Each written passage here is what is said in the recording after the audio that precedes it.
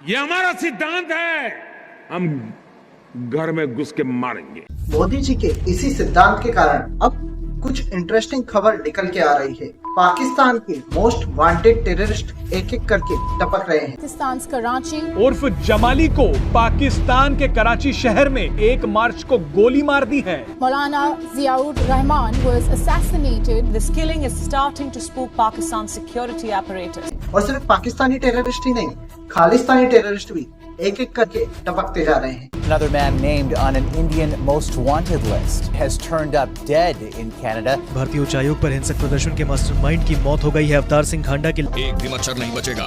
कुछ लोग इसके पीछे रॉ का हाथ बता रहे हैं। रॉ पाकिस्तान में ऑपरेट कर रही है। वो जो हम कहते हैं रॉ की साजिश, कोई ऐसा मामला है। अभी अगर हम बात करें तो अवतार सिंह खांडा जो कि यूके में इंडियन एम्बेसी पे अटैक में इन्वॉल्व था, वो मारा गया। हरदीप सिंह निज्जर जो कि खालिस्तानी टाइगर फोर्स के मेंबर थे, वो मारे गए।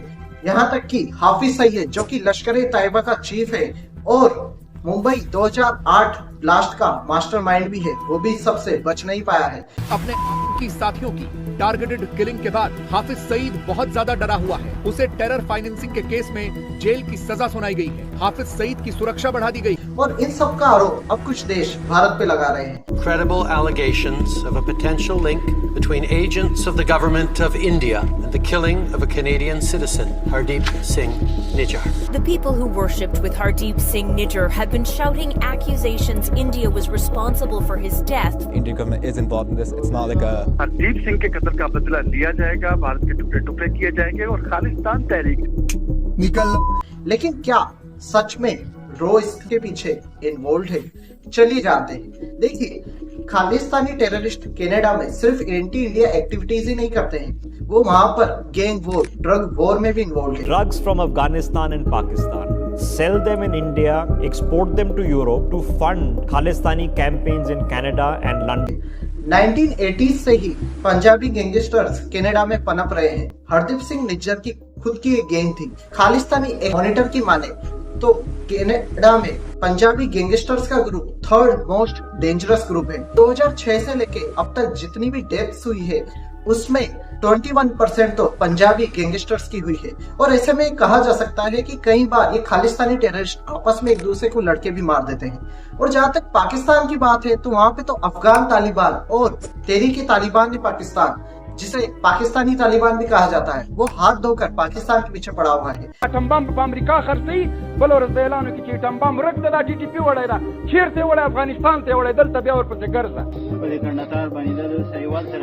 Taliban spokesperson Zabiullah Mujahid recently said that Afghans oppose fences that have been erected along the Durand Line. ये जो हमला है ये तहरीक तालिबान पाकिस्तान ने कराया। वजीरिस्तान में पाकिस्तान की सेना के एक बड़े कॉन्वॉय पर, एक सेना के काफिले पर हुआ। और अफगानिस्तान ने तो एक क्लियर कह दिया है कि अगर पाश्तून रेफ्यूजीज का जिस तरीके से बुरे बर्ताव के साथ में पाकिस्तानी आर्मी ट्रीटमेंट कर रही है, अगर वैसा ही चलता रहा तो तालिबान पाकिस्तान पे और ज्यादा धमाके करने वाला है। पाकिस्तान द शरीफ और तो ऐसे में मुझे पर्सनली ये लगता है कि रॉ इसके पीछे डायरेक्टली इन्वॉल्व नहीं है और इसके कुछ कारण भी मैं आपको बताऊंगा। सबसे पहला तो अगर रॉ इसमें डायरेक्टली इन्वॉल्व होती तो दाऊद इब्राहिम और हाफिज सईद जो कि इंडिया के मोस्ट वांटेड टेररिस्ट थे, वो अभी तक जिंदा नहीं होते। क्योंकि मान लीजिए अगर आप शादी में जा रहे हो तो वहां पे आप सलाद थोड़े खाओगे, आप सबसे पहले वहां जाके अपनी फेवरेट डिश को खाओगे। अगर रॉ इसमें डायरेक्टली इन्वॉल्व होती तो ये टेररिस्ट अभी तक जिंदा नहीं होते। दूसरा कारण ये है कि न्यूज और मीडिया रिपोर्ट्स के अनुसार आईएसआई जो कि अब तक खालिस्तानी टेररिस्ट को सपोर्ट कर रही थी, उसको ये साफ दिख रहा है कि इन टेररिस्ट से भारत में खालिस्तान का ख तक नहीं निकला है। और ऐसे में वो ये रियलाइज कर रहे हैं कि इन टेररिस्ट को खत्म करना चाहिए ताकि एक इनएफिशिएंट लीडरशिप खत्म हो और नए टेररिस्ट की लीडरशिप आईएसआई बना सके।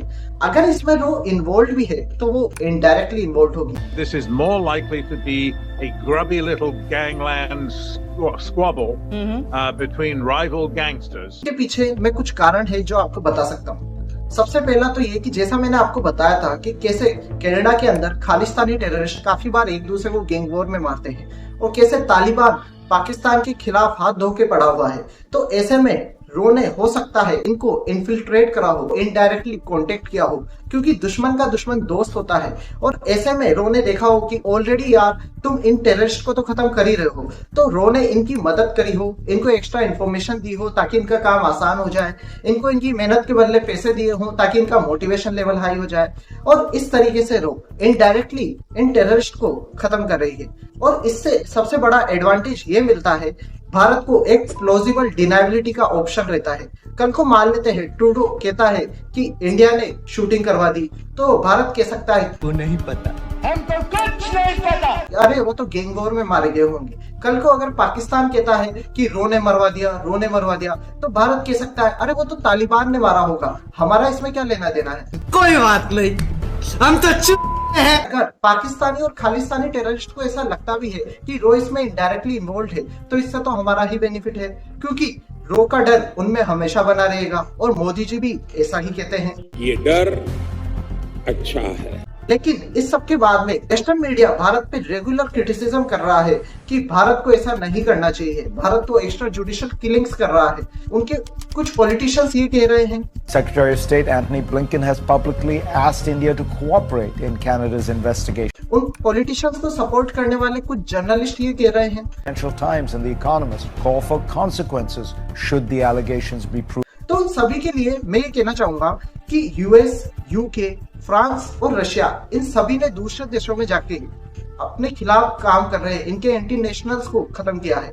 यूएसए ने तो एंटी टेररिज्म के लिए मिसाइल स्ट्राइक करके स्पेशल फोर्सेस ऑर्गेनाइज करके ओसामा बिन लादेन को मरवाया, बगदादी को मरवाया, कासिम सुलेमानी को मरवाया, अल जवाहिरी को मरवाया, यहाँ तक कि यूके ने रशियन एजेंट्स को मरवाया, फ्रांस ने एयर स्ट्राइक्स करके सीरिया और लीबिया में लोकेटेड टेररिस्ट को मरवाया, रशिया ने तो चेचन रिबल्स को कतर तक ढूंढ के मारा है।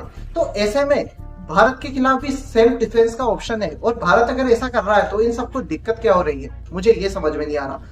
आप सभी कमेंट सेक्शन में बताओ कि रो का ये जो इनडायरेक्ट इन्वॉल्वमेंट हो सकता है उस पर आपकी क्या राय है, क्या रो सच में डायरेक्टली इन्वॉल्व है या इनडायरेक्टली इन्वॉल्व है, और आगे जाके रो ऐसा क्या कर सकती है जिससे कि जो बाकी बचे हुए मोस्ट वांटेड टेररिस्ट ग्रुप्स हैं उनको भी खत्म करा जा सके।